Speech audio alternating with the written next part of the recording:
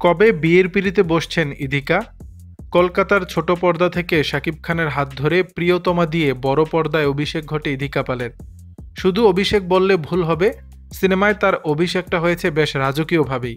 প্রথম সিনেমাতেই বাজিমাত করেন, বনে যান ঢালিউডের প্রিয়তমা। এখন কলকাতাতে একের পর এক সিনেমায় ব্যস্ত সময় পার করছেন তিনি। দেবের সঙ্গে আসন্ন রঘু ডাকাত ছবির বদৌলতে ইধিকা এই মুহূর্তে টলিউডের অন্যতম চর্চিত অভিনেত্রী।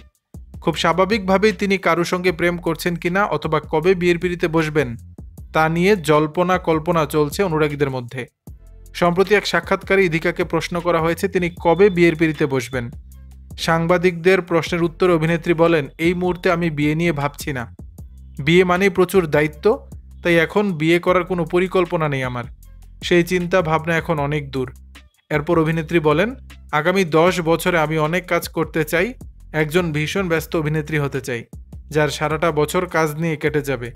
এখন আমার মূল উদ্দেশ্য নিজের কাজে ফোকাস করা, এছাড়া ব্যক্তিগত জীবন নিয়ে এখন চিন্তা করার সময় নেই। দর্শক, বিষয়টি নিয়ে আপনাদের মতামত জানাবেন নিচের কমেন্ট বক্সে।